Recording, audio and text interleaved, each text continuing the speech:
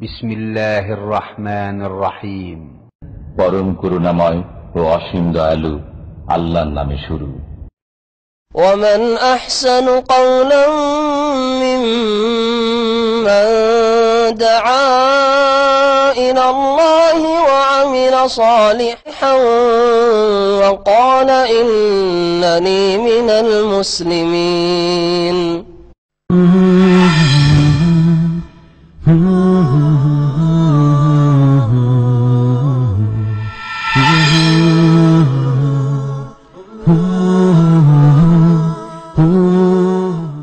السلام عليكم ورحمة الله وبركاته. الحمد لله الذي هدانا للإسلام وما كنا لنهتدي لولا أن هدانا الله والصلاة والسلام على أشرف الأنبياء والمرسلين نبينا محمد وعلى آله وصحبه ومن تبعهم بإحسان إلى يوم الدين. أما بعد فأعوذ بالله من الشيطان الرجيم. بسم الله الرحمن الرحيم. قال تعالى في القرآن الحكيم: ولا تحسبن الله غافلا عما يعمل الظالمون إنما يؤخرهم ليوم تشخص فيه الأبصار. سورة إبراهيم 42 নম্বর আয়াত। وقال عز وجل: وتلك القرى أهلكناهم لما ظلموا وجعلنا لمهلكهم موعدا. سورة الكهف 59 নম্বর আয়াত। وقال عز وجل: وكذلك أخذ ربك إذا أخذ القرى وهي ظالمة إن أخذه أليم شديد. سورة هود 102 নম্বর আয়াত। وعن أبي ذر الغفاري رضي الله عنه عن النبي صلى الله عليه وسلم فيما يرويه عن ربه عز وجل قال الله تعالى: يا عبادي إني حرمت الظلم على نفسي وجعلته بينكم محرما فلا تظالموا. رواه مسلم رحمه الله. যাবতীয় প্রশংসা, গুণগান, সিত্তশানা একমাত্র সেই মহামহিয়ান মহান রব্বুল আলামিনের জন্য, যিনি আমাদেরকে ইসলামের হেদায়েত দান করেছেন। যদি তিনি দয়া করে আমাদেরকে হেদায়েত না দিতেন তবে এই হেদায়েত পাওয়া আমাদের পক্ষে সম্ভব ছিল না। মহান রব্বুল আলামিন তার প্রিয় হাবিব মুহাম্মদ সাল্লাল্লাহু আলাইহি ওয়াসাল্লাম যখন আপন চাচা আবু তালেবের হেদায়েতের জন্য বারবার চেষ্টা করছিলেন, তখন তাকে জানিয়ে দিলেন, ইন্নাকা লা তাহদি মান আহবাবত ওয়ালাকিন্নাল্লাহ ইয়াহদি মান ইয়াশা। আপনি যাকে ইচ্ছা হেদায়েত দিতে পারেন না, কিন্তু আল্লাহ যাকে ইচ্ছা তাকে হেদায়েত দিয়ে থাকেন।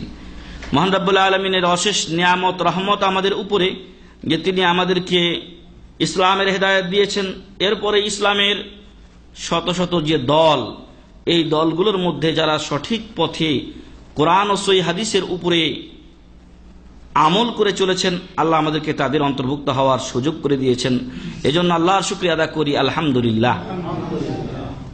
সালাত ও সালাম বর্ষিত হোক বিশ্ব মানবতার মুক্তির দূত প্রিয় রাসূল মুহাম্মদুর রাসূলুল্লাহ সাল্লাল্লাহু আলাইহি ওয়াসাল্লাম, তদীয় সাহাবায়ে কিরাম, তার পরিবার এবং কিয়ামত পর্যন্ত যারা সঠিকভাবে সুন্দরভাবে তাদের অনুসরণ করবেন, তাদের উপরে আল্লাহ তাআলা সালাত ও সালাম নাজিল করুন, আল্লাহুম্মা আমিন। সম্মানিত ভাই এবং বন্ধুগণ, আজকে অতি গুরুত্বপূর্ণ একটি বিষয় আমরা আলোচনা করব ইনশাআল্লাহ। আর সেই বিষয়টি হচ্ছে আয-যুলম বা অত্যাচার। বিষয়টি হলো আয-যুলম বা অত্যাচার। আজকে আমরা বিশেষত আমাদের দেশের দিকে যদি দেখি, সারা বিশ্বের দিকেই একই অবস্থা, তবে বিশেষ করে আমাদের দেশের অবস্থাটা আরো করুণ। এখানে পিতামাতা জুলুম করে সন্তানের উপরে। হয়তো শুনে আশ্চর্য হবেন যে পিতামাতা আবার কিভাবে জুলুম করে থাকে, সে কথাগুলো আমরা বলবো ইনশাআল্লাহ।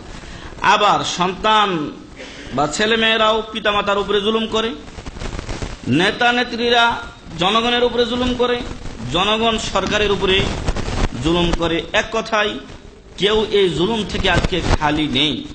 অথচ আমরা জানি না যে এই জুলুমের ভয়াবহ পরিণতি কি। যদি সে সম্পর্কে আমাদের সম্যক ধারণা থাকতো, জ্ঞান থাকতো, আল্লাহর ভয় থাকতো, পরকালে এর যে বিচার হবে সেই বিচারকে বলে আমরা ভয় করতাম, তাহলে এই জুলুম আমাদের মাঝে থাকতো না। কিন্তু আল্লাহর ভয় উঠে যাওয়ার ফলে আজকে সর্বত্র জুলুম আর জুলুম, অন্যায় অত্যাচার, এবং যেখানে জুলুম ও অন্যায় অত্যাচার থাকে সেখানে শান্তি খুঁজে পাওয়া কঠিন ব্যাপার। বাতি জ্বালিয়েও সেখানে শান্তি খুঁজে পাওয়া যাবে না এবং যায় না। এবং এটাই হয়েছে আমাদের দেশের অবস্থা। কেউ হয়তো মনে করছে যে অর্থই হয়তো আমাকে সুখ এনে দেবে, কিন্তু হাজারো লোকের উপরে জুলুম করে যে অর্থ আসে, ওই অর্থ দিয়ে কোনো ব্যক্তির শান্তি রচিত হতে পারে না। অবশ্যই ওই 100টা লোকের বা হাজারো লোকের অভিশাপ তাকে লাগবে লাগবে দুনিয়া এবং আখিরাতে। বরং আমার দেশ তো এমন অবস্থা যে যেইখানে মানুষেরা নেতা বা নেত্রী হতে চায় শুধু জনগণের মাল ভক্ষণের জন্য। হয়তো হাজারে 2-1টা আপনি পাবেন যারা জনগণের খেদমত করতে চায়, বরং লক্ষ লক্ষ বরং কোটি টাকা পর্যন্ত তারা খরচ করে শুধুমাত্র একটা এমপি পদের জন্য। কারণ তারা জানে যে এমপি হওয়ার পরে 1 কোটি নয় 5 কোটিও কামিয়ে নেওয়া যাবে। কিন্তু মনে রাখা দরকার, ব্যক্তি বিশেষের উপরে জুলুমের চাইতে জনগণের উপরে জুলুম করা সবচাইতে বড় অপরাধের অন্যতম একটি অপরাধ। কারণ একজন ব্যক্তি বিশেষের উপরে কেউ জুলুম করলে ওই ব্যক্তি তাকে ধরবে। আপনি আমার উপরে বা আমি আপনার উপরে জুলুম করেছি, আমরা পরস্পরকে কিয়ামতের দিন বিচার চাইবো আল্লাহর কাছে, আল্লাহ সেটা করবেন। কিন্তু যারা জনগণের সম্পদ মেরে দেয় তাদেরকে জনগণ ধরবে, হাজার লোক, লক্ষ লোক, কোটি লোক তাদেরকে ধরবে যে এরা আমাদের অর্থ মেরে দিয়েছিল, এরা আমাদের জন্য যে দান সদকা এসেছিল সেগুলো তারা ভক্ষণ করেছিল।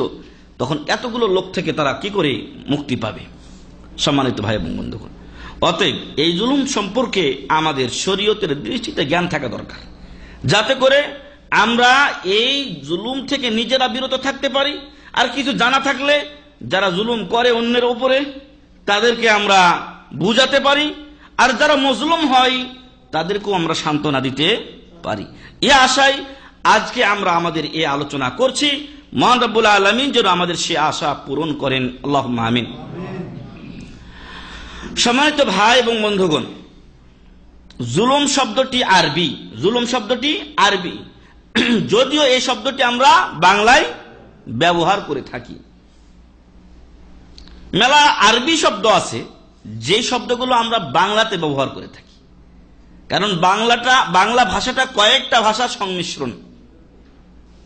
তার মধ্যে আমরা সেদিন রাকা ইসলামিক সেন্টারে যাচ্ছিলাম, এক ভাই বললেন সাবেক, সাবেক একটা শব্দ আমরা ব্যবহার করি। তো আসলে সাবেক শব্দটি আরবি, সাবেক মানে গত বা আগের। ওই শব্দটি আরবি শব্দ সাবাকা ইয়াসবেকু, সাবাকা মানে আগে যে চলে গেছে, আগের জনকে সাবাকা বলা হয়, যে আগে চলে গেছে। এক্ষণে জুলুম শব্দটি অনুরূপ, এই শব্দটি আমরা বাংলায় ব্যবহার করলেও শব্দটি কি আরবি, যার বাংলা হলো অত্যাচার, যার বাংলা হলো অত্যাচার করা, অন্যের উপরে সীমা লঙ্ঘন করা।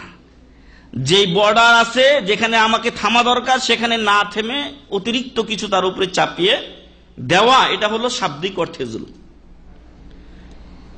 আর শরীয়তের পরিভাষায় জুলুম হলো যে কোনো জিনিসকে তার অপাত্রে স্থাপন করা, রাখা।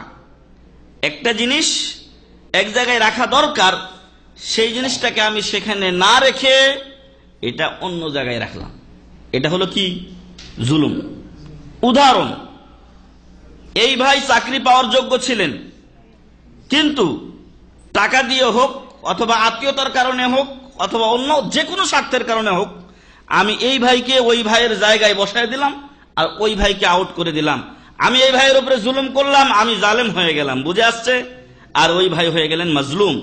এজন্য যে কোনো জিনিস, সেটা চাকরি বাকরি হতে পারে, অন্য যে কোনো জিনিস হতে পারে, সরকারি রিলিফ এসেছে, এখানে দুস্থ লোকেরা হকদার, কিন্তু দুস্থ লোককে আমি সরিয়ে দিয়ে যে মোটামুটি চলতে পারে তার সাথে আমার খাতির, সে আমার দলের লোক, আমার পক্ষের লোক, আমি তার নামটা ওখানে রেশন কার্ডে ঢুকিয়ে দিলাম।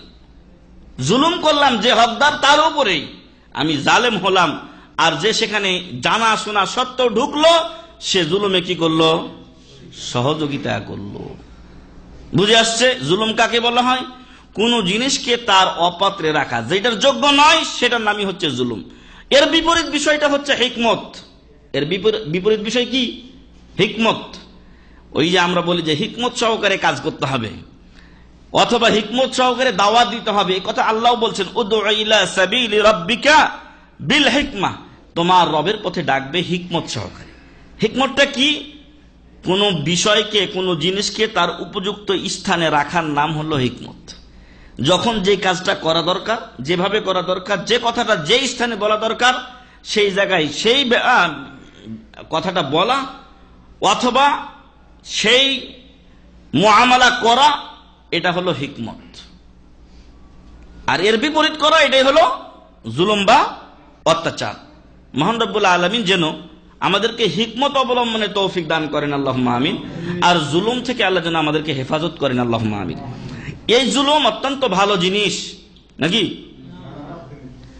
জুলুম অত্যন্ত মারাত্মক ক্ষতিকারক জিনিস, নিজের জন্য, সমাজের জন্য এবং দুনিয়া ও আখিরাতের জন্য আমাদের। মহান রব্বুল আলামিন কোরআনের অনেক অনেক আয়াতে এই জুলুমের ভয়াবহতা তুলে ধরে জনগণকে সাবধান করেছেন।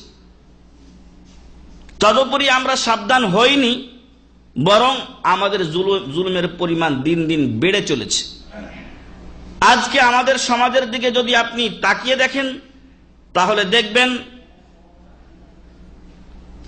জোরপূর্বক ধর্ষণ, শুধু ধর্ষণ নয়, তারপরে হত্যা করা, ছোট ছোট শিশুদেরকে অন্যায়ভাবে হত্যা করা, এরপরে আরো কত ইত্যাকার যে জুলুম চলছে, যার কোনো সীমা নেই। নিজেদের স্বার্থ হাসিল হয় না বলে কোন পরিবার শুদ্ধ ধ্বংস করে দেওয়া, মূলোৎপাটন করে দেওয়া, এসব কিছু জুলুম কিন্তু আমাদের সমাজে আছে। যেই জুলুম হয়তো অন্য দেশে খুঁজে পাওয়া বড় মুশকিল ব্যাপার। আর এ সকলের পিছনে কারণ হচ্ছে যে আমাদের দেশ আস্তে আস্তে ডিজিটাল বা উন্নয়নের নামে নাস্তিকতার পথে চলে যাচ্ছে। মানুষ ইসলাম থেকে যত দূরে সরে যাবে, তাদের দ্বারা অন্যায় তত বাড়বে, বই কমবে না। আর এজন্য মহান রব্বুল আলামিন জাহান্নামের ভয় রেখেছেন, আল্লাহর ভয় রেখেছেন। যদি মানুষের অন্তরে কোনো কিছুর ভয় না থাকে, তাহলে সে নির্দ্বিধায় অন্যায় অপরাধে জড়িয়ে পড়বে, এটাই স্বাভাবিক। এবং দেশে বর্তমানে যেহেতু আইনের শাসন বলতে তেমন কিছুই নেই, বরং আইনের রক্ষক আজকে ভক্ষক হয়ে দাঁড়িয়েছে, সেখানে তো অন্যায় বাড়বে, এটাই স্বাভাবিক। সম্মানিত উপস্থিতি, মহান রব্বুল আলামিন কিন্তু এই জালেমদের সম্পর্কে গাফেল নন। অনেকে বড় বড় জুলুম করে, আমাদের দেশে মাঝে মাঝে গডফাদাররা ধরা পড়ে। এর ইতিপূর্বে ধরা পড়ে মৃত্যুদণ্ড দেওয়া হয়েছে ইরশাদ শিকদার। ইদানিং সময়ে সরকার দলীয় খুনি নূর হোসেন এখনো ধরা আছে, তবে যতটুকু মনে হয় যে কিছুই তার হবে না। এর সাথে আরো ওই রানা প্লাজা, কত কি প্লাজা পড়ে যাচ্ছে, তাদের মালিকদের ফাঁসির কোনো খবর নেই, ইত্যাদি ইত্যাদি।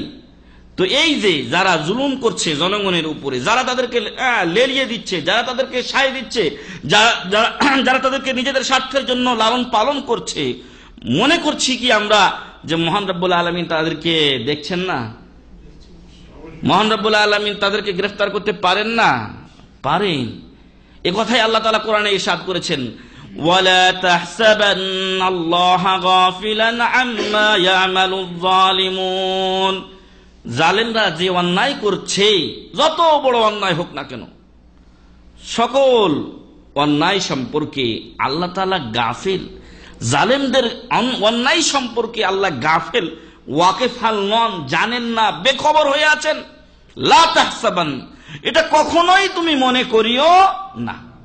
লা তাহসাবান্না, কখনোই তুমি মনে করবে না আল্লাহ তাআলাকে গাফিলান মানে ওয়াকিফ হালহীন, জানেন না বা খবর রাখেন না, আম্মা ইয়ামালুয যালিমুন, জালিমরা যে আমল করে সে সম্পর্কে। আল্লাহ গাফিল নন, আল্লাহর আয়ত্তের ভিতরে আছে, আল্লাহ তাআলার জ্ঞানের বাইরে কোনো কিছু হয় না। আমরা আল্লাহর জ্ঞানকে পরিব্যাপ্ত করতে পারি না, কিন্তু আল্লাহ তাআলা আমাদেরকে পরিব্যাপ্ত করে রেখেছেন। আর আমাদেরকে ওমা উতিতুম মিনাল ইলমি ইল্লা কালিলা, আমাদের সবাইকে আল্লাহ অল্প ইলম দিয়েছেন। এই অল্প ইলম দিয়ে আপনি কত বড় জুলুম করতে পারেন সেটা আল্লাহর জানা আছে, আর আপনি কি করছেন সেটাও আল্লাহ জানছেন। কিন্তু কেন মহান রব্বুল আলামিন এই জালেমদেরকে শাস্তি দেন না? তারও কারণ আছে। মহান রব্বুল আলামিন শাস্তি দিতে পারেন কিনা? পারেন।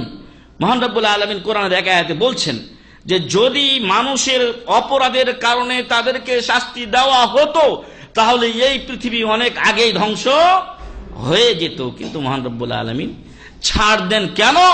যাতে করে মানুষেরা তাদের নির্ধারিত সময়ে পৌঁছতে পারে। আল্লাহ বলছেন ইন্নামা ইউআখিরুহুম লিয়াউমিন তাশখাসু ফীহিল আবসার। মহান রব্বুল আলামিন ইউআখিরুহুম, তাখির মানে বিলম্ব করেন, ছাড় দেন, ঢিল দেন তাদেরকে। কোন দিন পর্যন্ত? লিয়াউমিন, ওই দিনের জন্য, তাশখাসু, যখন বিস্ফোরিত হবে। বিস্ফোরিত হবে আমরা বাংলায় বলি ছানা বড়া হয়ে যাওয়া, মানে চোখে একটা আশ্চর্যজনক জিনিস যদি আপনি দেখেন তখন আপনি কি করেন? চোখ আপনার বড় বড় হয়ে যায়। কথার কথা, আপনি একটা কথা মিথ্যা বলে আসছেন আপনার মুদিরের কাছে, পরক্ষণে হাতে নাতে ওইটা আপনি ধরা খাইছেন, তখন আপনার কি অবস্থা হবে? আরে কি হয়ে গেল? তখন আপনি টেনশনে শেষ থাকবেন আপনার। ঠিক ওই রকম মহান রব্বুল আলামিন বলছেন করুক এই পৃথিবীর বুকে তারা জুলুম করতে থাক, তবে আমি ওদেরকে ঢিল দিয়ে রেখেছি। ইন্নামা নুআখিরুহুম লিয়াউমিন, এমন এক ইন্নামা ইউআখিরুহুম লিয়াউমিন, আল্লাহ তাআলা তাদেরকে ওই দিনের জন্য ঢিল দেন, একটু ছাড় দেন, একটু বিলম্ব করেন তাদেরকে শাস্তি দিতে। তাশখাসু, যেখানে বিস্ফোরিত হয়ে যাবে, ছানা বড়া হয়ে যাবে, চোখ উপরে উঠে যাবে আর নামবে না। ফীহিল আবসার, ওই দিনে মানুষের চক্ষু সমূহ। সূরা ইব্রাহিম 42 নম্বর আয়াত। তাহলে মহান রব্বুল আলামিন এই জালেমদের একদিন খবর করে ছাড়বেন, কিন্তু সেই দিন জালেমদের করার কিছুই থাকবে না। মহান রব্বুল আলামিন জালেমদের আমল থেকে গাফেল নন। এই জন্যই যখন মানুষ অন্যায় করতে করতে করতে করতে শেষ সীমায় পৌঁছে যায় তখন তার অন্যায় মানুষের সম্মুখে কি হয়ে যায়? প্রকাশিত হয়ে যায়। একের পর এক মার্ডার হচ্ছিল, তারপর এক সময় হঠাৎ করে সামনে চলে আসলো কারা এই সব অন্যায়ের সাথে জড়িত। সম্মানিত উপস্থিত, এছাড়াও মহান রব্বুল আলামিন অনেক আয়াতে এই জুলুম সম্পর্কে বলতে গিয়ে বলেছেন। সূরা ফুরকান 37 নম্বর আয়াত, নূহ আলাইহিস সালামের ঘটনা আল্লাহ তাআলা বলছেন ওয়া কওমা নূহিল লাম্মা কাযযাবুর রুসুলা আগরাকনাহুম ওয়া জাআলনাহুম লিন-নাসি আয়াহ। স্মরণ করুন মুহাম্মদ সাল্লাল্লাহু আলাইহি ওয়াসাল্লাম নূহ আলাইহিস সালামের কওমের কথা। লাম্মা কাযযাবুর রুসুলা, যখন তারা কি করেছিল? রাসূলগণকে মিথ্যারোপ করেছিল, রাসূলগণকে সত্যবাদী বলেনি, মানেনি, বরং বলেছিল যে আপনারা মিথ্যুক। এই কথা বলার পরে মহান রব্বুল আলামিন তাদের এই অন্যায়ের শাস্তি কি দিলেন? আগরাকনাহুম, মহান রব্বুল আলামিন তাদেরকে ডুবিয়ে মারলেন। আগরাকনাহুম, আল্লাহ তাদেরকে ডুবিয়ে মারলেন। যেই চুলা থেকে আগুন জ্বলে সেই চুলা থেকে পানি বের হলো। আল্লাহ আকাশকে বললেন, আকাশ তোমার যত পানি আছে বর্ষিয়ে দাও, এবং জমিন তোমার পানিকে উপরে উঠিয়ে দাও। দেখা গেল যে কদিন পূর্বেই যখন নূহ আলাইহিস সালাম কিস্তি তৈরি করছিলেন তখন কাফেররা ওই দিক দিয়ে গেলে ঠাট্টা বিদ্রুপ করছিল যে মাঠে পানি নাই, আবার নাকি এই বিশাল কিস্তি তিনি তৈরি করছেন আর মহাপ্লাবন হবে, সেই প্লাবনে এই কিস্তি ব্যবহার করবেন। অনেক ঠাট্টা মস্করা তারা করেছে। নূহ আলাইহিস সালামের উত্তর ছিল যে তোমরা আজকে আমাদেরকে নিয়ে যেমন ঠাট্টা বিদ্রুপ করছো, ইনশাআল্লাহ এমন একদিন আসবে যেদিন আমরা তোমাদেরকে নিয়ে ঠাট্টা বিদ্রুপ করব। তাই ঘটেছে। এই বিশ্বের সব বিলীন হয়ে গিয়েছিল, নূহ আলাইহিস সালামের কিস্তি একমাত্র এই পৃথিবীতে বিদ্যমান ছিল। যাই হোক, মহান রব্বুল আলামিন বলছেন যখন নূহ আলাইহিস সালামের কওম রাসূলদেরকে মিথ্যারোপ করলো, আগরাকনাহুম, আমি তাদেরকে কি করলাম? ডুবিয়ে মারলাম পানি দিয়ে। ওয়াজআলনাহুম লিন-নাসি আয়া, ওদেরকে আমি মানুষদের জন্য একটা নিদর্শন করে দিলাম, একটা নিদর্শন শিক্ষণীয় বিষয় করে দিলাম। আজও আমরা নূহ আলাইহিস সালাম কখন চলে গেছেন, নূহ আলাইহিস সালাম কখন চলে গেছেন, কিন্তু আমরা আজও জানি যে নূহ আলাইহিস সালামকে কি করা হয়েছে? তার কওমকে পানিতে ডুবিয়ে মারা হয়েছে, একটা নিদর্শন। কিন্তু আসলে মানুষ তারা ইবরাত শিক্ষা গ্রহণ করে না। অন্যায় জুলুমের যেই পরিণাম তা দেখে নিজেরা শিক্ষা গ্রহণ করে না, বরং এই দুনিয়ার পিছনে আমরা এমন মরিয়া হয়ে ছুটছি যে দুনিয়ার ভালোবাসা, দুনিয়ার মহব্বত আমাদেরকে পরকালীন আযাব ও শাস্তি থেকে কি করেছে? বিমুখ করে দিয়েছে। আর দুনিয়াতে যে শাস্তিগুলো এসেছে সেই শাস্তিগুলো সম্পর্কে আমরা কোনো চিন্তাই করি না। ওয়াআতাদনা লিয-যালিমিনা আযাবান আলীমা, আর যারা জালেম তাদের জন্য আমি যন্ত্রণাদায়ক শাস্তি প্রস্তুত করে রেখেছি। অতএব জালেমরা জুলুম করুক, করতে থাক, যে যত জুলুম করবে তার শাস্তির পরিমাণ আল্লাহর কাছে তত বাড়তে থাকবে। ওরা যেন এমন মনে না করে যে আমরা ছাড়া পেয়ে গেলাম। না, দুনিয়াতে কেউ যদি জুলুমের শাস্তি পেয়ে যায় তত আহলান সাহলান, কিন্তু দুনিয়াতে না পেলে পরকালের আযাব এর চাইতে বড় কঠিন হবে। এখানে একটা লক্ষণীয় বিষয় যে খ্রিস্টানেরা এই কোরআনের ভুল ধরতে গিয়ে কি বলছে, যে মহান রব্বুল আলামিন বলছেন লাম্মা কাযযাবুর রুসুলা, নূহ আলাইহিস সালামের কওম যখন রাসূলগণকে কি করলো? মিথ্যারোপ করলো। আর এটাও চিরসত্য যে প্রথম রাসূল ছিলেন নূহ আলাইহিস সালাম। প্রথম রাসূলকে নূহ আলাইহিস সালাম। আর রসুল শব্দটা হলো বহুবচন, রাসূল শব্দ হলো এক বচন, রসুল হলো বহুবচন। তো নূহ আলাইহিস সালামের কওম পাইলো মাত্র একজন রাসূল, তো মেলা রসুলকে কিভাবে তারা অস্বীকার করবে? তাই না প্রশ্ন? বলা হলো যে নূহ আলাইহিস সালামের কওম রাসূলগণকে মিথ্যারোপ করেছিল, অস্বীকার করেছিল। তো রাসূলগণ তো আসে নাই, কয়জন আসছে? একজন আসছে। তো একজনের কথা বলতো, তাহলে কোরআন এটা ভুল করে নাই? কি বলেন? উত্তর কি? শাব্দিক অর্থে তো ভুলই আছে। যদি নূহ আলাইহিস সালাম প্রথম রাসূল হয়ে থাকেন আর তার কওম তাকে না মেনে থাকে, তাহলে রাসূল বলা দরকার ছিল, রাসূল বলা ঠিক হয়নি। কিন্তু এরও একটা উত্তর আছে, সেটা হলো সহি উত্তর এবং সহজ উত্তর, যে যদি কোনো ব্যক্তি একজন রাসূলকে অস্বীকার করে, একজন রাসূলকে অস্বীকার করে, সে যেন সকল রাসূলকে কি করলো? অস্বীকার করলো। আপনি মুহাম্মদ সাল্লাল্লাহু আলাইহি সাল্লামকে 100তে 100 মেনে চলেন, কিন্তু নূহ আলাইহিস সালামকে আপনি রাসূল হিসেবে মানেন না, আপনি কোন রাসূলকেই মানেন না। বুঝে আসছেন? বুঝে আসছে? এজন্য রাসূল শব্দ ব্যবহার করা হয়েছে। যে নূহকে মানে না ও মুহাম্মদকেও মানে না, যে নূহকে মানে না ও ইব্রাহিমকে মানে না, যে নূহকে মানে না সে অন্য যে কোনো নবীকে মানুক আর না মানুক সবগুলো সমান কথা। বুঝে আসছে? আফাতুমিনুনা বিবাযিল কিতাবি ওয়া তাকফুরুনা বিবায, কিছুর উপর ঈমান আনবেন আর কিছুর উপরে ঈমান আনবেন না, চলবে না। এজন্য ঈমানের 6টা পিলারের মধ্যে একটা পিলার হলো যে আনতুমিনা বিল্লাহি ওয়া মালাইকাতিহি ওয়া কুতুবিহি ওয়া রাসূলিহি, রাসূল গণের উপরে ঈমান আনতে হবে। একজন রাসূলকে যদি বাদ দেন তবে আপনি মুমিন হতে পারবেন না। ওগুলো শরীয়ত আমাদের জন্য এখন না। নূহের শরীয়ত, মুসা, ঈসা অথবা ইব্রাহিম অথবা ইদ্রিস, ইউসুফ, ইয়াকুব, মেলা নবী ও রাসূল চলে গেছেন, তাদের শরীয়ত আমাদের জন্য। আমাদের শরীয়ত কার শরীয়ত? নবী মুহাম্মদুর রাসূলুল্লাহ সাল্লাল্লাহু আলাইহি ওয়াসাল্লামের শরীয়ত। কিন্তু ওই নবী ও রাসূলদেরকে অস্বীকার করা যাবে না। যদি একজন নবী রাসূলকে অস্বীকার করেন, যেন আপনি সব নবী ও রাসূলকেই অস্বীকার করেন। ওনাদেরকে বিশ্বাস করতে হবে, আমলের বিষয়টা নবী মুহাম্মদ সাল্লাল্লাহু আলাইহি ওয়াসাল্লামের শরীয়ত মোতাবেক করতে হবে। বুঝে আসছে? তাহলে যারা জালেম তারা যদি একজন নবীকেও অস্বীকার করে, সেজন্য কি করলো? সব নবীকেই অস্বীকার করলো। তাহলে কোরআনে ভুল নেই, কোরআন ভুল বলে নাই, কোরআন ঠিকই বলেছে। কারণ একজনকে অস্বীকার করার কথা যা, 10 জনকে অস্বীকার করার কথা তাই। ইসলামে কিছু মানবেন কিছু মানবেন না এই অপশন রাখা হয় নাই, সম্পূর্ণভাবে মানতে হবে। এই জন্য আল্লাহ বলছেন উদখুলু ফিস সিলমি কাফা, তোমরা শান্তির ধর্ম ইসলামে পরিপূর্ণভাবে প্রবেশ করো।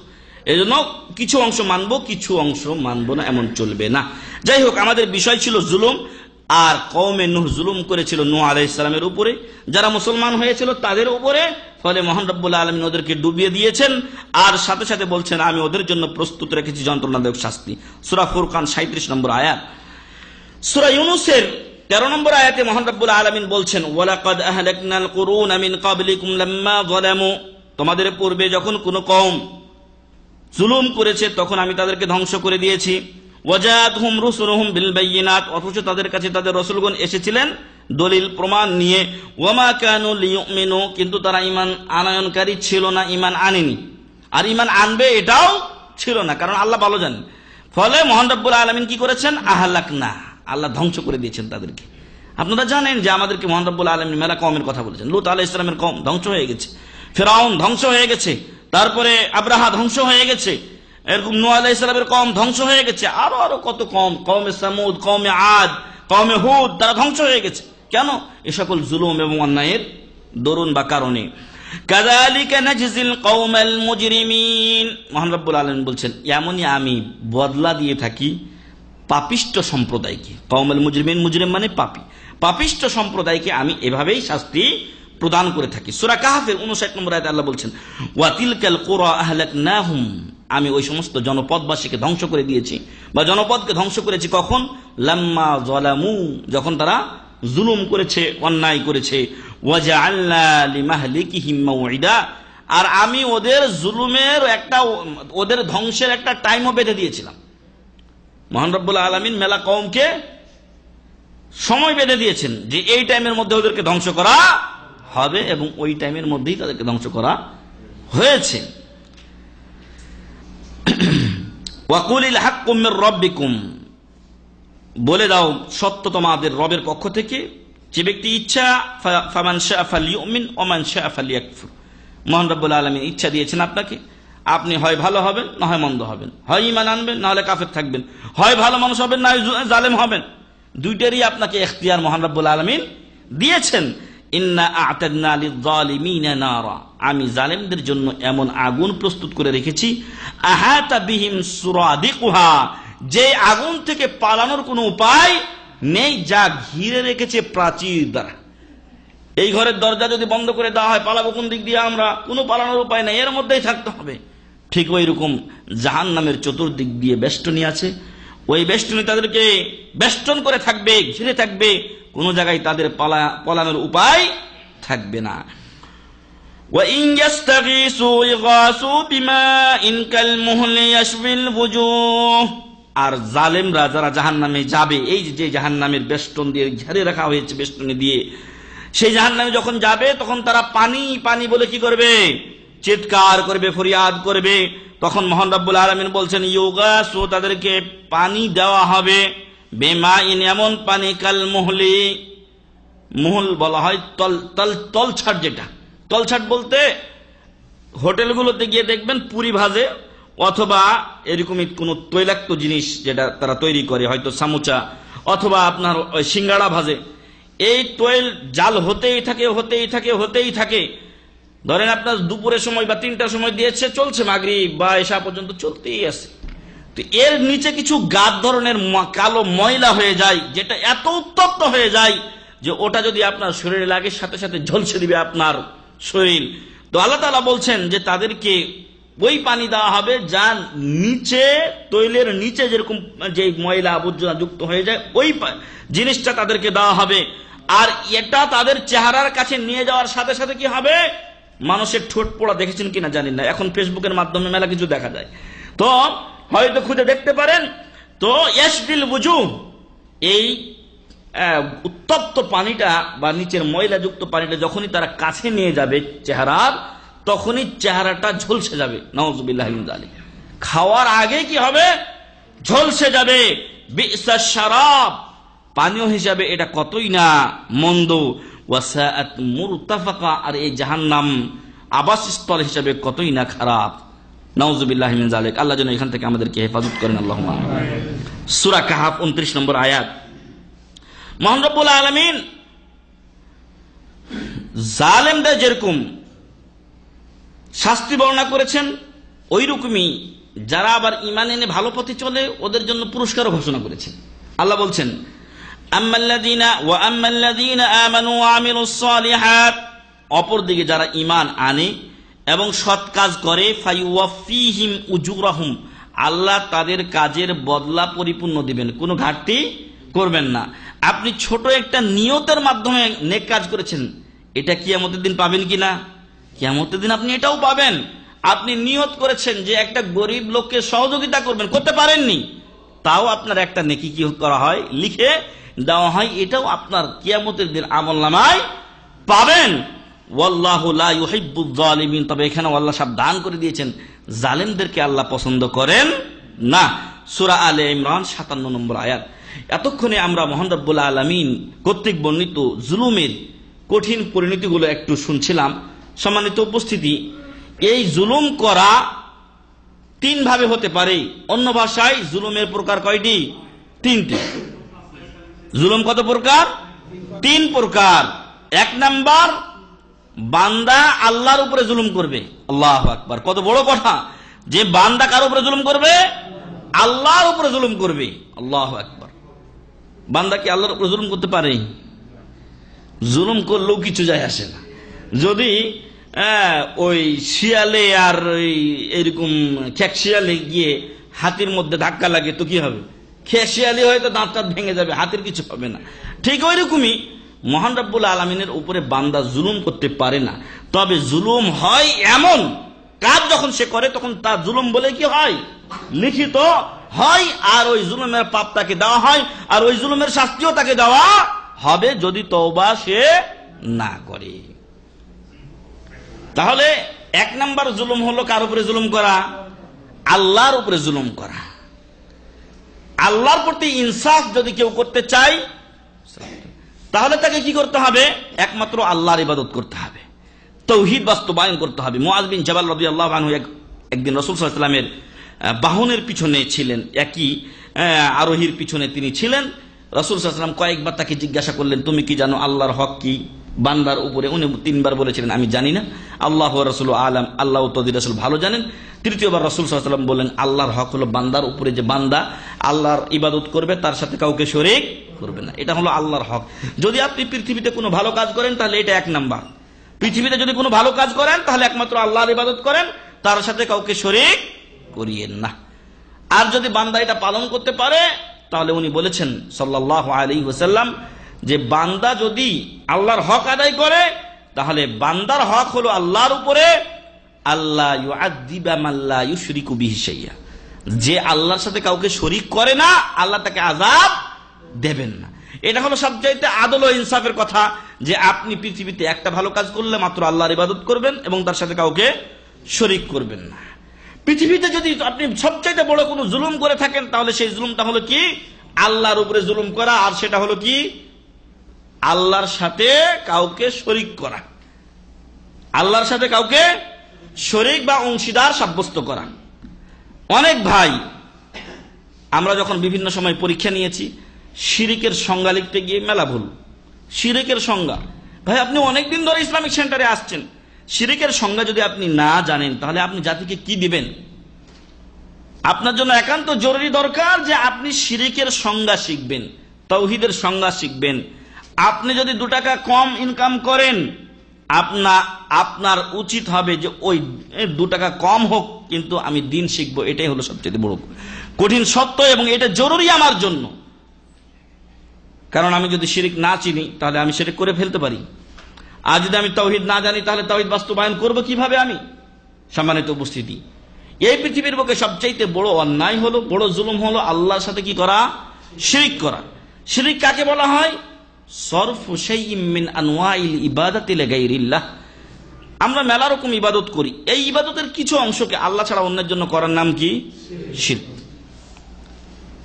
এখন হিসাব করে দেখুন যে কত ইবাদত আল্লাহ ছাড়া অন্যের নামে চলছে বা হচ্ছে। তাহলে সবই শিরকের অন্তর্ভুক্ত, এবং এগুলো সবচেয়ে বড় জুলুমের অন্তর্ভুক্ত। এই পৃথিবী ধ্বংসযোগ্য এই সকল শিরকের কারণে, এই সকল শিরকের কারণে আজকে আমাদের সমাজে বিভিন্ন স্থানে এই শিরকের বাজার বসেছে। শিরকের কি হাট ও বাজার বসেছে, মেলা বসেছে। ওই মেলাগুলোর কারণেই দেশ ধ্বংসযোগ্য। কিন্তু আমি একটু আগে বলেছি, মহান রব্বুল আলামিন ছাড় দেন, যাতে করে আল্লাহ ওদেরকে যে আয়ু দিয়েছেন ওই আয়ু পর্যন্ত ওরা বাঁচতে পারে। মহান রব্বুল আলামিন বলছেন ইন্না শিরকা লাযুলমুন আযীম, নিশ্চয় শিরিক সবচাইতে বড় জুলুম। সূরা লোকমান 13 নম্বর আয়াত। সূরা হুদের 14 নম্বর আয়াতে 18 নম্বর আয়াতে আল্লাহ তাআলা বলছেন ওয়ামান আযলামু মিম্মান ইফতারা আলাল্লাহি কাযিবা, ওই ব্যক্তির চাইতে বড় জালেম কে হতে পারে যে ব্যক্তি আল্লাহর উপরে মিথ্যা বানিয়ে বলে। উলাইকা ইউরাদুনা আলা রাব্বিহিম, এদেরকে মহান রব্বুল আলামিনের সামনে পেশ করা হবে, ওদেরকে আল্লাহর সামনে নিয়ে আসা হবে। ওয়া ইয়াকুলুল আশহাদ, আর সাক্ষীগণ বলবেন, আমাদের সবার কাছে সাক্ষী আছে, কিরামান কাতিবিন আমাদের কাছে সবার কাছে আছেন, একজন ভালো আমল লিখছেন, একজন মন্দ আমল লিখছেন। তারা বলবেন, আরো যারা সাক্ষী থাকেন তারা বলবেন হাউলাইল্লাযীনা কাযাবু আলা রাব্বিহিম, এ লোকেরাই তাদের রবের উপরে মিথ্যা বলেছিল। আলা লানাতুল্লাহি আলায যালিমিন, সাবধান ও সতর্ক হয়ে যাও, যারা জালেম তাদের উপরে আল্লাহর অভিশাপ বর্ষিত হোক, নাউযুবিল্লাহি মিন যালিক। তাহলে জুলুম করলে আল্লাহর অভিশাপও হয়, আর তাদেরকে কিয়ামতের দিন আল্লাহর সামনে সাক্ষী সহকারে পেশ করা হবে। সাথে সাথে মহান রব্বুল আলামিন বলছেন যারা আল্লাহর সাথে শিরিক করে তাদের চাইতে বড় জালেম আর কে হতে পারে। এটা হলো 1 নাম্বার জুলুম। জুলুমের 1 নাম্বার কি? আল্লাহর উপরে জুলুম করা, আল্লাহর উপরে জুলুম করা, আর সেটা হলো শিরিক করা, সেটা হলো শিরিক করা। সত্যি শিরিক সবচাইতে বড় জুলুম, এজন্য যে এখানে স্রষ্টা আর সৃষ্টিকে একাকার করে দেওয়া হয়, অথচ সৃষ্টি স্রষ্টার অনুপরিমাণ কোনো কিছুর তুলনা করতে পারে? আল্লাহ নিজেই বলছেন ওয়া খুলিকাল ইনসানু যায়ীফা, মানুষকে দুর্বল করে সৃষ্টি করা হয়েছে। এই মানুষ তার আয়ু ব্যতীত 1 সেকেন্ড পৃথিবীতে থাকার অধিকার রাখে না, সে থাকতেও পারে না। যত বড় লম্পজম্প করুক না কেন, যত যে সরকার আসুক না কেন, সবাই কিন্তু একদিন না একদিন এই পৃথিবী থেকে চলে যাবে। সেই নশ্বর এবং দুর্বল মানুষকে আমি কি করে আল্লাহর সমকক্ষ করে দিচ্ছি? অথবা নির্জীব ক্লিবলিঙ্গ পাথর, এই পাথরকে কি করে আমি আল্লাহর সাথে তুলনা করছি? অবশ্যই এটা সবচাইতে বড় জুলুম। আল্লাহ আমাদেরকে এই জুলুম থেকে হেফাজত করুন, আল্লাহুম্মা। দ্বিতীয় প্রকার জুলুম বা অত্যাচার হলো অন্যের উপরে জুলুম করা। অন্যের উপরে জুলুম করা, আমি আপনার উপরে, আপনি আমার উপরে, অন্য কারো উপরে, এক দল আরেক দলের উপরে, এক সরকার আরেক সরকারের উপরে, অথবা নিজেদের স্বার্থ হাসিলের জন্য কিছু লোককে ধরে নিয়ে এসে শাস্তি দিয়ে দিলাম, কিছু লোককে মেরে ফেললাম, ইত্যাদি ইত্যাদি। এই সকল জুলুম এই প্রকারের মধ্যে অন্তর্ভুক্ত। মহান রব্বুল আলামিন বলছেন ওয়া জাযাউ সাইয়্যাতিন সাইয়্যাতুম মিসলুহা, খারাপের বদলা খারাপ দিয়েই দেওয়া হবে।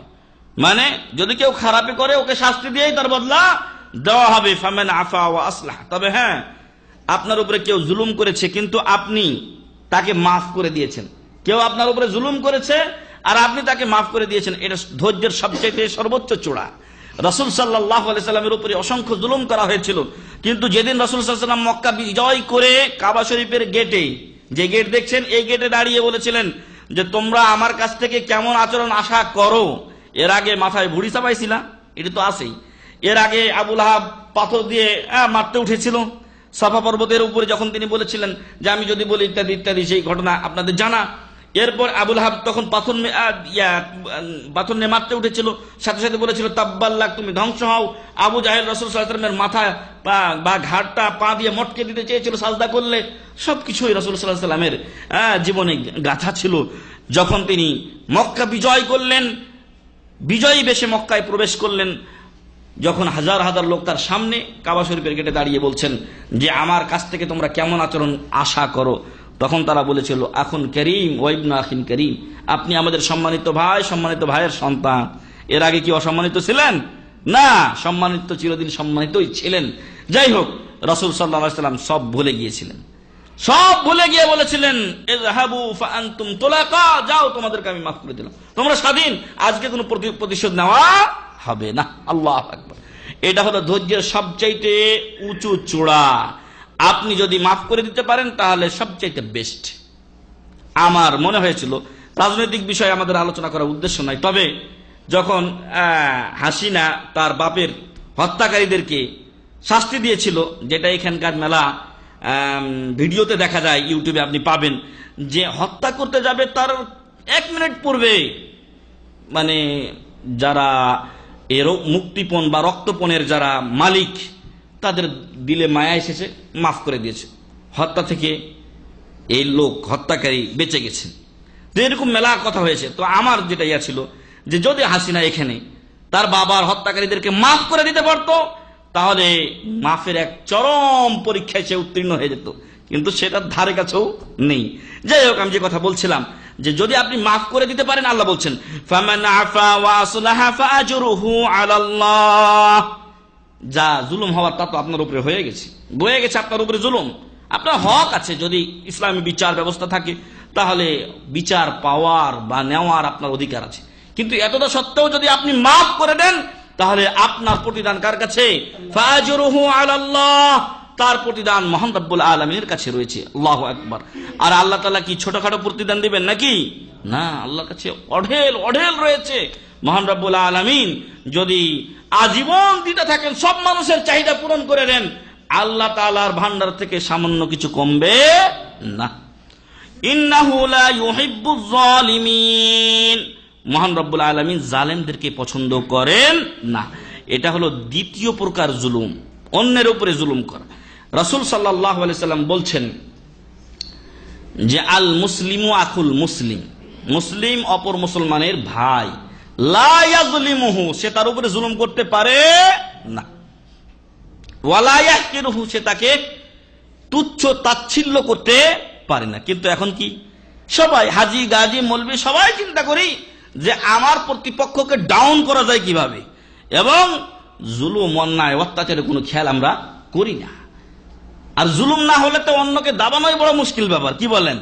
তো এখন আল্লাহ রাসূল সাল্লাল্লাহু আলাইহি ওয়াসাল্লাম বলছেন আল মুসলিমু আখুল মুসলিম, এক মুসলমান অপর মুসলমানের ভাই, লা ইয়াজলিমু, সে তার উপরে জুলুম করতে পারে না। যদি আমি মুসলিম দাবি করি তাহলে আমার উচিত যে অন্যের উপরে জুলুম না করা, যদি করি তাহলে আমার ইসলামে কি আছে? ভেজাল ও ঘাটতি রয়েছে। অতএব সম্মানিত উপস্থিতি, আমরা যেন সাবধান হই। 2 নম্বর গেল। 3 নম্বর জুলুম হচ্ছে নিজের উপরে জুলুম করা, নিজেই নিজের উপরে জুলুম করা। মহান রব্বুল আলামিন বলছেন সূরা ফাতির, সম্ভবত এটার আরেকটা নাম হামিম সাজদা, 32 নম্বর আয়াত, ফামিনহুম যালিমুন লিনাফসি, মানুষের মধ্যে অনেকে আছে যারা নিজেদের উপরে কি করে? জুলুম করে। মুসা আলাইহিস সালামের ভাষায় আল্লাহ তাআলা বলছেন, তিনি বলেছিলেন যখন একজন লোককে হত্যা করেছিলেন, রব্বি ইন্নী যালামতু নাফসি, হে আল্লাহ আমি আমার নফসের উপরে জুলুম করেছি, নিজের উপরে আমি নিজে জুলুম করেছি। সূরাতুল কাসাস 16 নম্বর আয়াত। অতএব ফাগফিরলি, আপনি আমাকে ক্ষমা করুন। এ কথাই আমরা বারবার প্রত্যেক নামাজের শেষ বৈঠকে বলি না? আল্লাহুম্মা ইন্নী যালামতু নাফসি যুলমান কাসীরা ওয়া লা ইয়াগফিরুয যুনুবা ইল্লা আনত ফাগফিরলি মাগফিরাতাম মিন ইনদিক ইন্নাকা আনতাল গফুরুর রহিম। আমরা প্রত্যেকেই নিজের উপরে অনেক জুলুম করেছি। কিভাবে? যত পাপ করেছি সবই কার উপরে জুলুম? নিজের উপরে জুলুম। যত পাপ যত অন্যায় করেছি সব নিজের উপরে জুলুম। আপনি যদি অন্যের উপরে জুলুম করেন তার আগে আপনি কি করেছেন?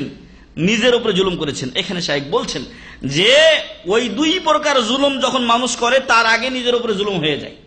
যখন সে শিরিক করে, অপরাধ কার উপরে? যে করছে তার উপরে। অন্যের উপরে জুলুম করছে, পাপ কার উপরে?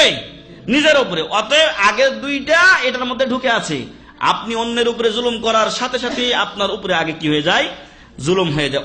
অতএব যত প্রকার পাপ অন্যায় আছে এটা যখন মানুষ করে তখন কি করে?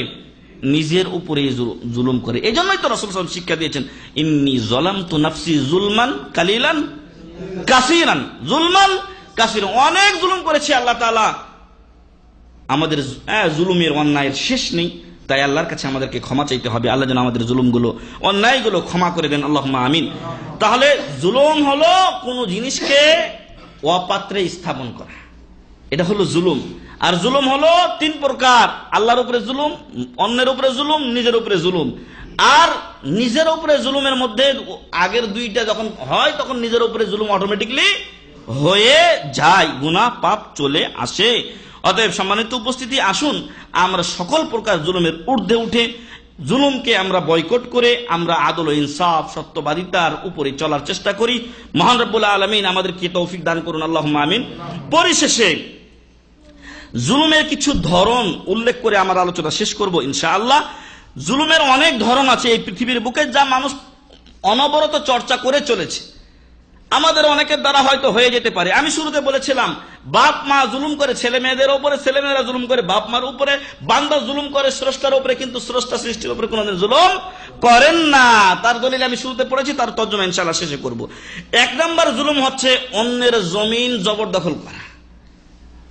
অন্যের জমিন জবরদখল করা। আজকে আমার শ্বশুর, আমাদের এখানকার দিন ভাই জাকির, ও আমার শ্বশুর এলাকায় একটা ছোট্ট জমি কিনছিল। তো আমার শ্বশুরের কাছে টাকা পাঠাইছে, ও জমিটা বিক্রি করবে খারিজ করার জন্য। খারিজের পেপারও বাইর করছে। যখন ম্যাজিস্ট্রেটের কাছে গেছে, বলছে কি যে এই খারিজের দলিলটা বা খারিজের পত্রটা এটা 2 নাম্বার। দেন টাকাও নিছে, খারিজের 5,000 টাকা 5,000 টাকাও নিছে, কিন্তু খারিজের যে পেপারটা ম্যাজিস্ট্রেট বলছে এটা 2 নাম্বার পেপার। তাহলে এই যে জমির তো 2 নাম্বারই হচ্ছে, জমির লাইনও 2 নাম্বার হচ্ছে। আমি মনে করছি যে হয়তো 1 কোদাল অন্যের জমি আমার দিকে কেটে দেই, তাহলে একটু বেড়ে গেল, আমার পরের মৌসুমে আর 1 কোদাল কেটে দেবো। এ নিয়ে আমি ছোটকালে তখন তেমন বুঝতাম না, কিন্তু এক গ্রামে, পাশের এক গ্রামে এমন মারামারি কথা শুনলাম, দেখি নাই, পরে গিয়ে শুনেছি এবং অনেকেই দেখাইছে আমার এখানে মারছে, এখানে মারছে। এই মাঠের মধ্যে এমন মারামারি, নারী পুরুষ সবাই চলাচলি হয়েছে। এই যে জুলুম, এই যে অন্যায়, মানুষ মনে করছে এই জমিন নিয়ে আমি অনেক বড় হয়ে যাব। মনে রাখবেন, জমিন যদি কেউ জবরদখল করে তাহলে উহা জুলুমের অন্তর্ভুক্ত হবে। কিয়ামতের দিন এই জমিন আপনার ঘাড়ে পেঁচিয়ে দেওয়া হবে। রাসূল সাল্লাল্লাহু আলাইহি ওয়াসাল্লাম ইরশাদ করেন, বুখারী ও মুসলিমের হাদিস, মান যালামা কিদা শিবরিন, শিবর বলা হয় অর্ধ হাত, শিবর বলা হয় অর্ধ হাত। 1 কোদাল আপনি করেছেন, আরেকজনের জমি নিয়ে নিয়েছেন, তো এই বরাবর আপনি কতটুকু গেছেন? আপনি ধরেন 10 কাঠা জমি, তো এই 10 কাঠা যতটুকু আপনি পরিমাণ গিয়েছেন, এই এতটুকু পরিমাণ জমিন 7 তবক পর্যন্ত খোঁড়া হবে। তারপরে কিয়ামতের দিন আপনার মালা হিসেবে গলায় ঝুলিয়ে দেওয়া হবে। দুনিয়াতে জমি জমি করে চিৎকার করছিলাম, মানুষের জমি নিছিলাম, নেও এখন জমি নেবেন নাকি কেউ? হ্যাঁ, আরে ভাই, আমাদের দিকে টুকরি বলি, এই যে একটা ছোট্ট যেটা দিয়ে মাটি উঠাই, এটা একটা যদি কেউ নেয় তাহলে তার অবস্থা 12টা বেজে যায়। আমরা যারা বাইরে আসি, মেলা কষ্টের কাজ অনেকে করে, কিন্তু যদি ওই মাটি বইতে দেওয়া হয় তো 2 টুকরি বওয়ার পরে কয় শেষ, খালাস আমার। সেই জমিনকে আপনার 7 তবক পর্যন্ত খুঁড়ে এটা মানুষের গলায় পেঁচিয়ে দেওয়া হবে। কিভাবে মানুষ থাকবে? আল্লাহু আকবার। অতএব সাবধান, আপনার জমি কেউ একটু নিয়ে চলে গেলে যাক, কিন্তু আপনি অন্যের জমি নিতে যাবেন না। আপনি মুসলিম হন, কিয়ামতের দিন আপনার হক পেয়ে যাবেন, কিন্তু জালেম হলে আপনার হক দিয়ে দিতে হবে, আপনার নেকি দিয়ে দিতে হবে। আপনি আপনার নেকি শেষ হয়ে গেলে অন্যের গুনার বোঝা আপনার উপরে চাপিয়ে দেওয়া হবে। মান যালামা কিদা শিবরিন মিনাল আরদ, যে জুলুম করে অন্যের আধা হাত পরিমাণ জমি দখল করবে, তুওয়িকাহু মিন 7 আরাদিন, 7 তবক জমিন পর্যন্ত আল্লাহ ইয়া খুঁড়ে তার গলায় বেঁচে দিবে। নাউযুবিল্লাহ মিন যালিক, বুখারী ও মুসলিমের হাদিস। 2 নাম্বার জুলুম, পাওনাদারের টাকা পয়সা নিয়ে টালবাহানা করা। আপনি আমার কাছে টাকা পান বা আমি আপনার কাছে টাকা পাই, আমার কাছে টাকা আছে, এমন নয় যে আমি গরিব মানুষ, টাকা আছে, কিন্তু দেখছি আপনার টাকাটা দিয়ে আমি কি করি, ফায়দা পাইতেছি, আরেকজনকে দিয়ে রেখেছি, ব্যবসা চলছে ইত্যাদি। তখন আপনাকে আমি বললাম 10 দিন পরে আসিও, আর যে টাকা আমার কাছে পাবে ওর চাইতে আমি ক্ষমতায় বেশি, ও আমার কিছু ক্ষতি করতে পারবে না, আর 10 দিন পরে আয় যা। 10 দিন পরে আসলে দেখা গেল আমি বাড়িতে নাই, আমি ইচ্ছা করেই নাই, কেন? আমি টাকাটা ওকে দেব না।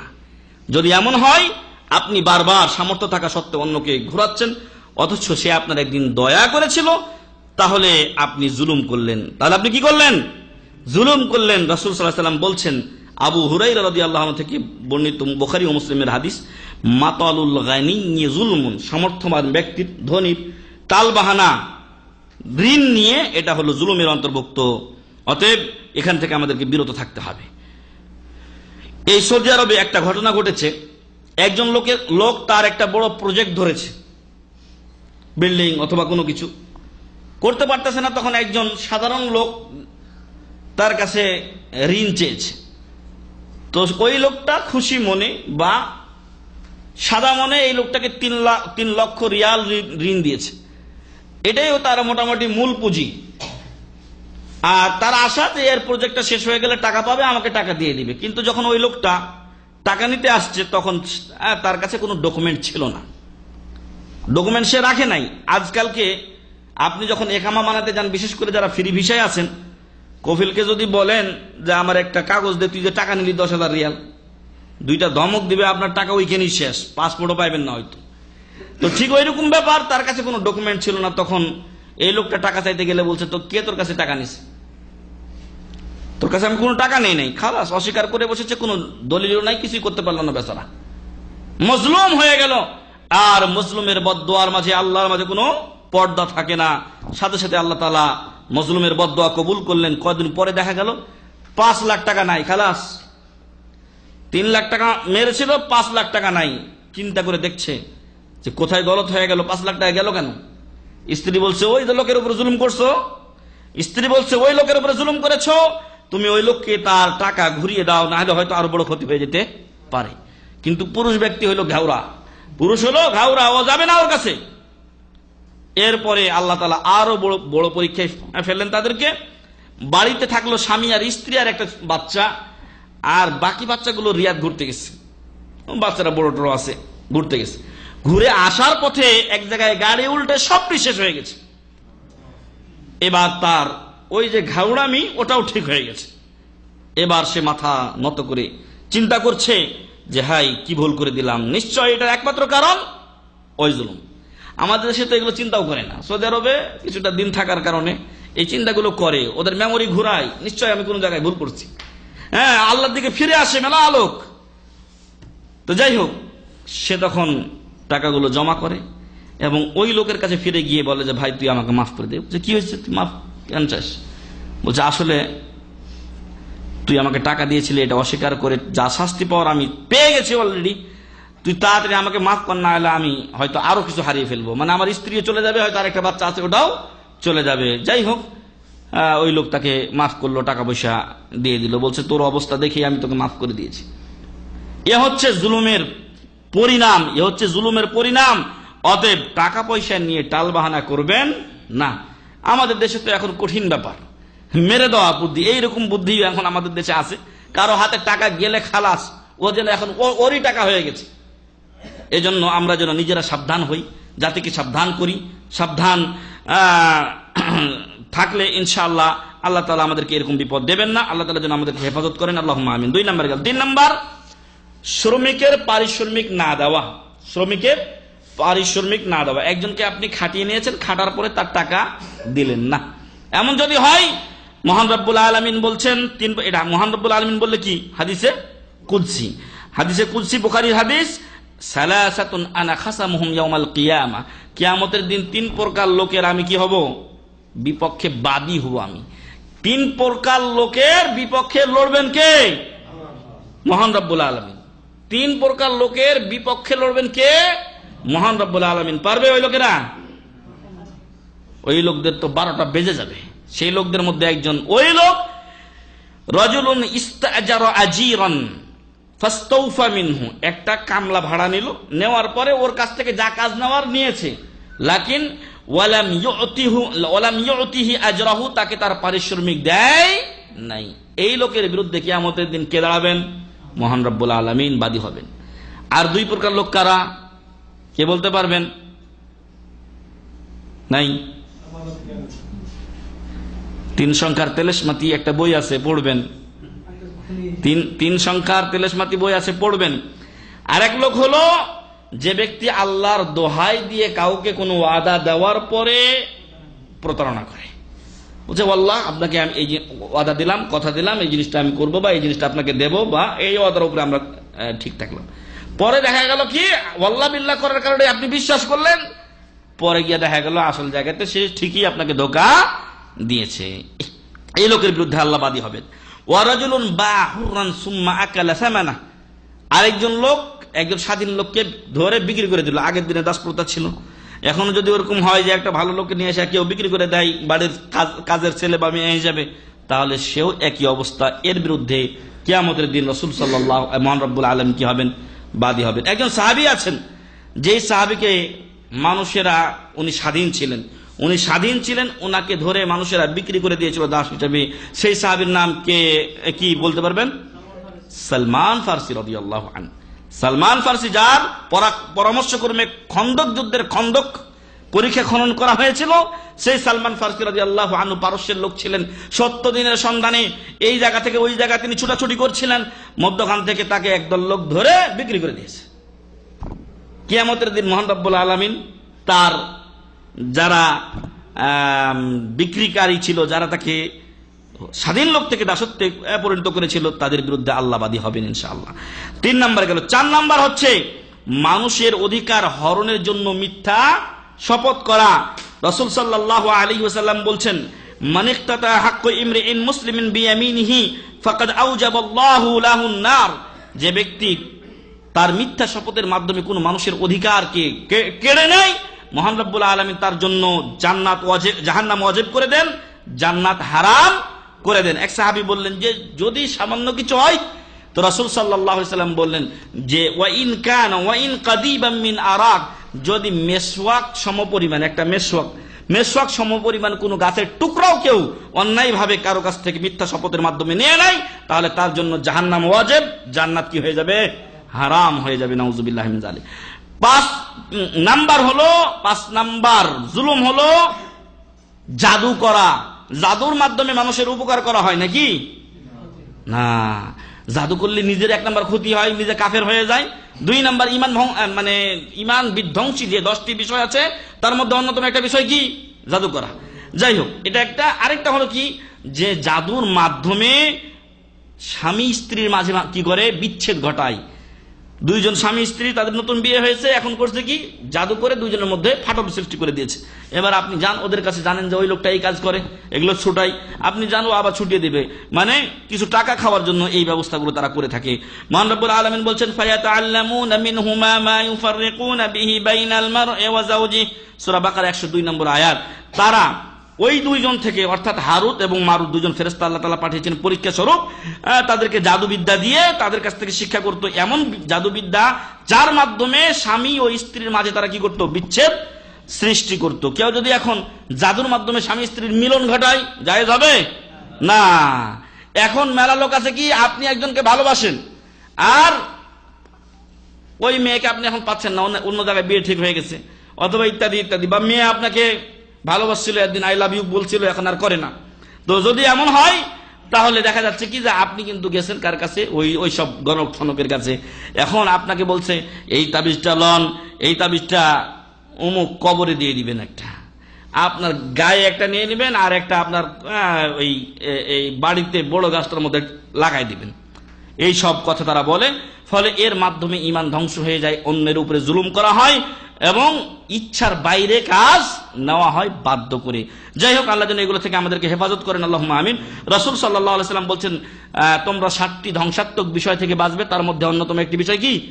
জাদু করা। বুঝে আসছে? 6 নাম্বার অন্যের উপরে জুলুমের ধরন হলো সন্তানদের মাঝে আদল ও ইনসাফ না করা। এই কথাটা আমি শুরুতে বলেছিলাম যে সন্তানদের উপরে বাপ মা জুলুম করে। আমাদের সমাজে এটা খুব বেশি, মানে আমাদের বাংলা সমাজে। সেটা কিরকম? যে মেয়েদেরকে বঞ্চিত করে, হারাম সম্পূর্ণ, মেয়েদের অধিকার মেয়েদেরকে দিয়ে দিতে হবে, এবং মৃত্যুর আগে সম্পদ বন্টন করে দেওয়াও না যায়। ওয়ারিস হবে যখন মরবে তখন। আর বাবা যদি বা মা যদি বন্টন করে দেয়, আর বাপ মার আগে একটা সন্তান মরে গেল, তো মরেই গেল, কি পাবে বাপ মার হক? বুঝে আসছে কি? এজন্য শরীয়ত জায়েজ করেনি যে বাপ মা বা কেউ তার সম্পদ আগেই বন্টন করে যাবে, বরং মরার পরে শরীয়ত মোতাবেক বন্টন হবে। আল্লাহ তাআলা এটা নির্ধারণ করে দিয়েছেন কে কত অংশ পাবে। এক্ষণে কথা হচ্ছে কি, যে যদি বাপ মা ভয় করে যে আমার পরে বা মৃত্যুর পরে বন্টন ঠিক হবে না, হয়তো আমার মেয়েদেরকে দেবে না, এরকম ঘটনা অনেকের কাছে শোনা গেছে, অথবা বড় ছেলেকে দিয়ে দিবে, ছোট ছেলেকে দেবে না, যদি এমনটি হয়, তাহলে সে এফিডেভিট বা এরকম কোনো লিখিত করে যেতে পারে যে আমার মৃত্যুর পরে শরীয়ত মোতাবেক এই অংশ এইভাবে বন্টন হবে। বুঝে আসছে? কিন্তু যদি কেউ ইতিমধ্যে বাপের আগেই মার আগেই মরে যায়, তাহলে সে অংশ পাবে না, তবে তার জন্য ওসিয়তের বিধান রয়েছে। যাই হোক, তো আল্লাহ রাসূল সাল্লাল্লাহু আলাইহি ওয়াসাল্লামের কাছে নোমান বিন বাশির রাদিয়াল্লাহু আনহু আসলেন। নোমান বিন বাশির থেকে বর্ণিত, তিনি বলছেন আমার পিতা বাশির, তার কাছে আমার মা আমরা বিন রাওয়াহা, তিনি জেদ ধরলেন যে আমার এই ছোট পোলাটারে একটু কিছু দাও। মায়ের জেদ, এই ছোট পোলাটারে একটু কিছু দাও। তো বলছে ঠিক আছে যাও, এই বাগানটা দিয়ে দিলাম। বাগানটা দিয়ে দেওয়ার পর বলছে যে আমি ততক্ষণ খুশি হবো না যতক্ষণ রসুলকে সাক্ষী না রাখবে, মানে বিশ্বাস হয় না যদি পরে আবার না দেয়, তো এই জন্য রসুলকে সাক্ষী রাখতে বলছে। উনি গেছেন রসুল সাল্লামের কাছে নোমানকে নিয়ে। নোমান বর্ণনা করছেন হাদিস যে আমাকে আমার বাবা বশির রসুলের কাছে নিয়ে গেলেন, গিয়ে বললেন যে আল্লাহ রসুল সাল্লাল্লাহু আলাইহি ওয়াসাল্লাম আমি এই ছেলেটাকে একটু জায়গা দিয়ে দিয়েছি, একটা বাগান, তো আপনাকে সাক্ষী রাখতে বলেছে তার মা। তো বলছে যে তুমি কি তোমার সকল সন্তানদেরকে এই পরিমাণ জমি দিছো, সবাইকে এতটুকু এতটুকু করে দিয়েছো, 5 কাঠা করে দিয়েছো? বলছে তা তো দেই নাই। তখন রাসূল সাল্লাল্লাহু আলাইহি ওয়াসাল্লাম বললেন যে ইত্তাকুল্লাহ, তোমরা আল্লাহকে ভয় করো, ওয়া আদিলু ফি আউলাদিকুম, সন্তানদের মাঝে আদল ও ইনসাফ কায়েম করো। এবং তিনি বললেন ইন্নী লা আশহাদু আলা জাওরিন, জুলুমের উপরে আমি সাক্ষ্য হতে পারি না। নোমান বলছেন আমার বাপ বাড়িতে গিয়া আমার কাছ থেকে জমিটা ঘুরিয়ে নিয়েছিল। আল্লাহু আকবার। এই এত চাক্ষুষ প্রমাণ থাকা সত্ত্বেও আমাদের সমাজে কি পরিমাণ এই জুলুমগুলো হয়ে থাকে। আবার ছেলেরাও বাপ মার উপরে জুলুম করে যে বাপ মা আমাকে দিল না তো বাপ মাকেই দেখবো না, যা। তো যদি না দেখেন কার ক্ষতি করলেন আপনি, না দেখলে কিয়ামতের দিন আল্লাহ আপনাকে ধরবে, আর বাপ মা আপনার জমি দেয় না বাপ মাকেও ধরবে, মানে সবটি হাত কড়া ধরে একই জেলে জানাইবা। বুঝে আসছে? আল্লাহ যেন আমাদেরকে হেফাজত করেন, আল্লাহুম্মা আমিন। আমাদের সময় কম। পশু পাখির প্রতি জুলুম করা 7 নাম্বার, পশু পাখিকে খেতে না দেওয়া, মারা। সেদিন একটা রোডে দেখলাম যে বিড়ালের উপর দেখে গাড়ি চালিয়ে দিয়েছে, হারাম সম্পূর্ণ। আপনি যেরকম একটা মানুষকে বাঁচাবেন, একটা পশুকে সেভাবে বাঁচাবেন। একটা অবলা ধন, সে কথা বলতে পারে না বলে আপনি তার উপরে জুলুম করবেন, সম্পূর্ণ হারাম। এই জন্য রাসূল সাল্লাল্লাহু আলাইহি ওয়াসাল্লাম কঠিন শাস্তি বর্ণনা করেছেন যে একজন মহিলা ছিল, যেই মহিলা একটা বিড়ালকে ধরে বেঁধে রেখেছিল, তাকে ছেড়েও দেয়নি খাওয়ার জন্য এবং নিজেও খাবার দেয়নি। এই অবস্থায় এই বিড়ালটা মারা যায়। ওই মহিলাটা এই বিড়ালটাকে মেরে ফেলার কারণে কোথায় যায়? জাহান্নামে যায়। রাওয়াহুল বুখারী ও মুসলিম, বুখারী ও মুসলিমের হাদিস। এমনই একটা খারাপ পুরুষ বা মহিলা উভয়টি বর্ণনাতে এসেছে। এই খারাপ পুরুষ বা মহিলা একটা কুকুরকে পানি পান করার কারণে, একটা কুকুরের প্রতি দয়া দেখার কারণে আল্লাহ তাকে ক্ষমা করে দিয়েছিলেন, সুবহানাল্লাহি ওয়া বিহামদিহি। 8 নাম্বার, মিথ্যা সাক্ষ্য দেওয়া। রাসূল সাল্লাল্লাহু আলাইহি ওয়াসাল্লাম অনেকগুলো কবিরা গুনার কথা বললেন। আল্লাহর সাথে শিরক করা, পিতামাতার অবাধ্য হওয়া, কাতলুন নফস, অন্যকে অন্যায়ভাবে কাউকে হত্যা করা। এবং তারপর তিনি বললেন আলা উনাব্বিউকুম বিআকবারিল কাবায়ের, আমি কি তোমাদেরকে সবচেয়ে বড় গুনাহ সম্পর্কে বলবো না? তখন তিনি বললেন কাউলু জুর আও শাহাদাতু জুর, মিথ্যা কথা বলা অথবা মিথ্যা সাক্ষ্য দেওয়া। মুত্তাফাকুন আলাইহি, বুখারী ও মুসলিম। এই পর্যন্ত আমরা 8টা বললাম বড় বড় জুলুম, যেগুলো একজন আরেকজনের প্রতি করে থাকে। এই জুলুমগুলো আমরা করব নাকি না? এই জুলুমের 2000 কিলোমিটার দূরে থাকবেন। আল্লাহ যেন আমাদেরকে হেফাজত করেন, আল্লাহুম্মা আমিন। সংক্ষেপে আর 2-1টা কথা। জোরপূর্বক স্ত্রীর মোহরের টাকা ভক্ষণ করা জুলুম না ন্যায় কাজ? জুলুম। বাসরাতে মাপ চেয়ে না কি তো বিপদে ফেলায় মাপ চাওয়া।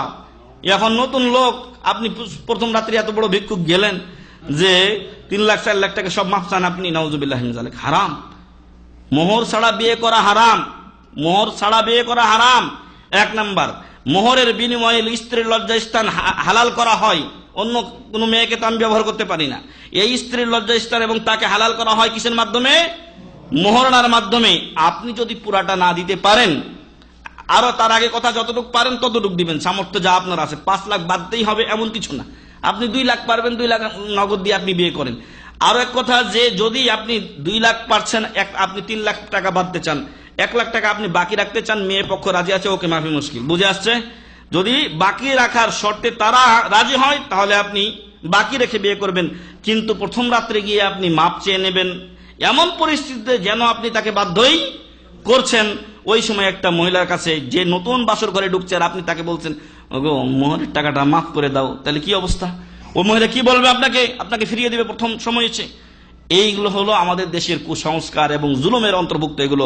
অতএব মহিলার মোহরানা জোরপূর্বক নেওয়া যাবে না, বা এরকম ছলচাতুরির মাধ্যমে নেওয়া যাবে না। এটা সম্পূর্ণ হারাম, জুলুমের অন্তর্ভুক্ত। তবে আপনি আপনার স্ত্রীকে মোহরানা বুঝিয়ে দিয়েছেন, এরপর স্ত্রী দেখছে যে সংসার তো আমার, আমার বাচ্চা কাচ্চা আমার, সবকিছুই আমার, স্বামী স্ত্রী আমাদের ভালো চলছে।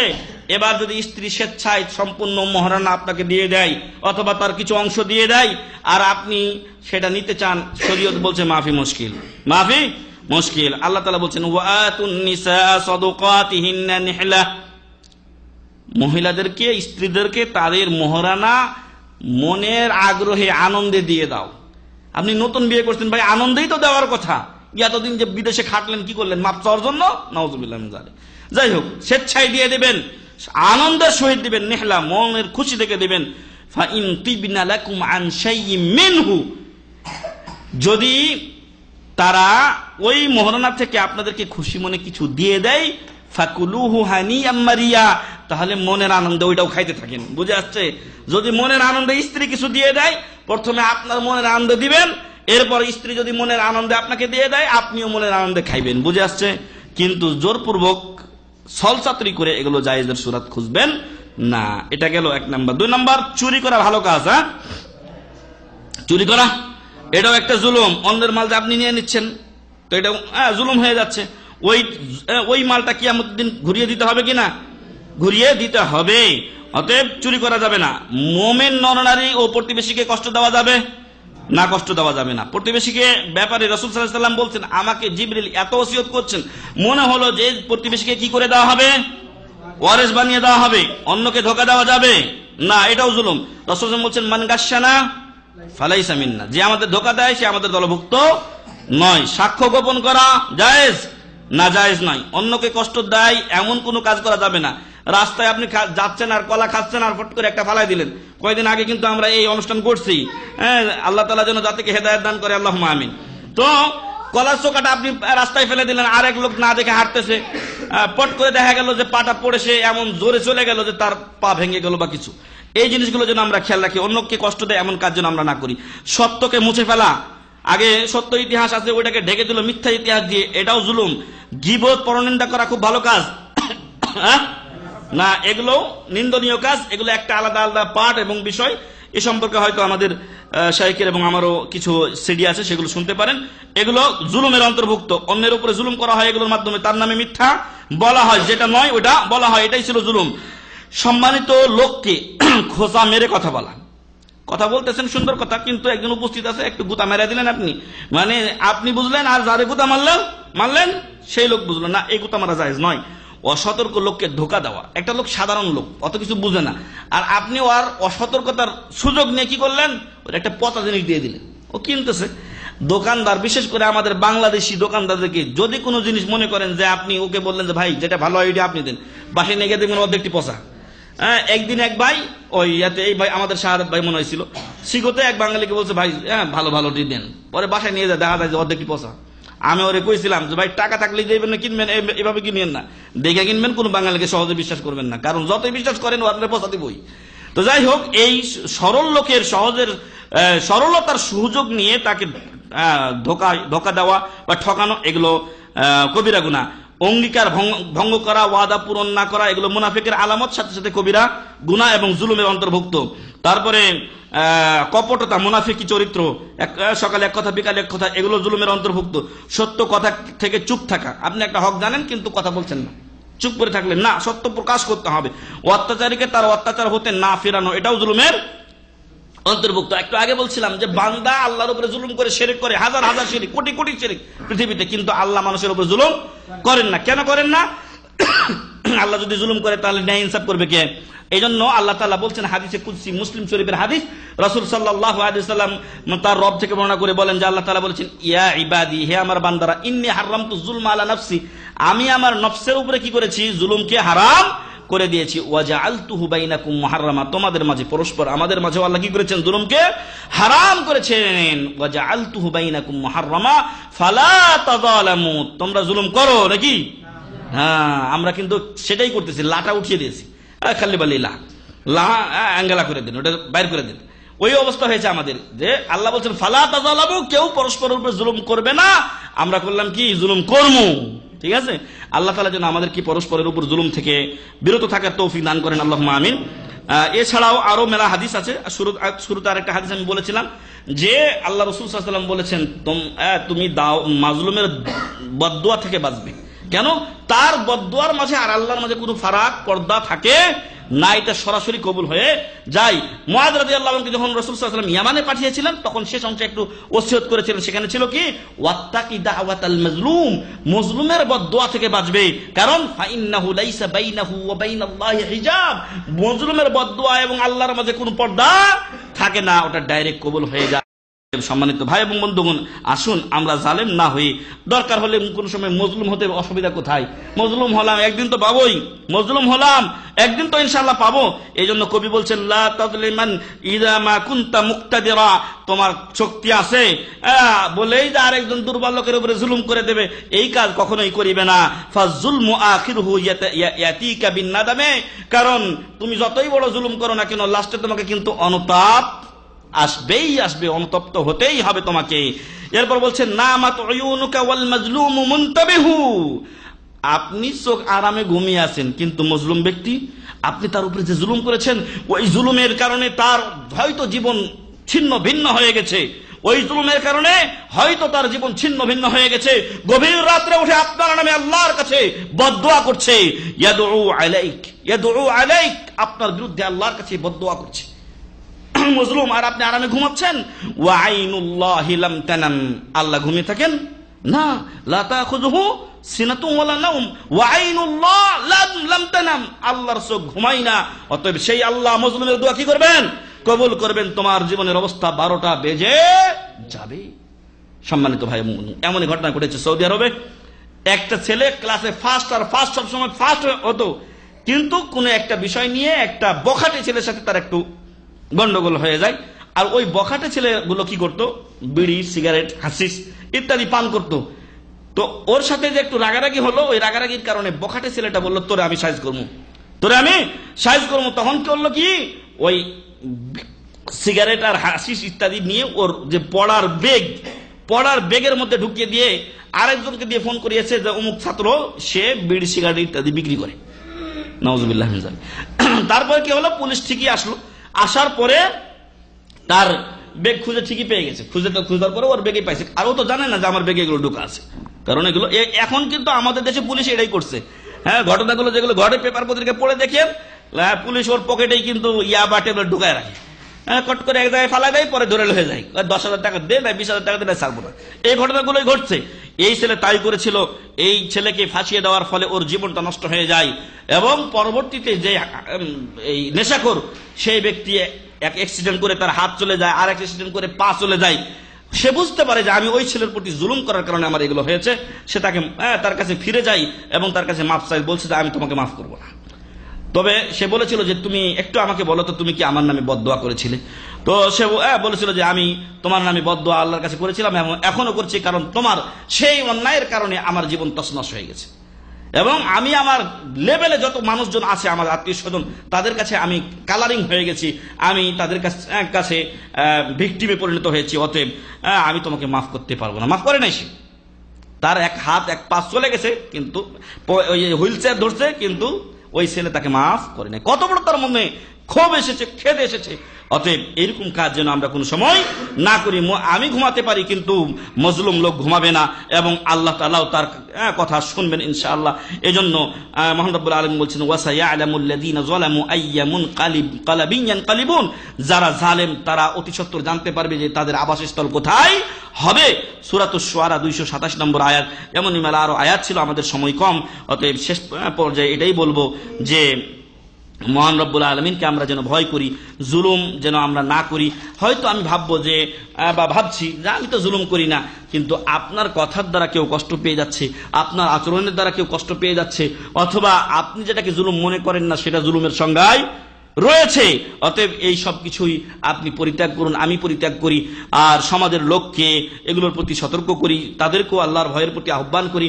মহান রব্বুল আলামিন আমাদের সকলকে জুলুম থেকে বাঁচিয়ে রাখুন, আল্লাহুম্মা আমিন।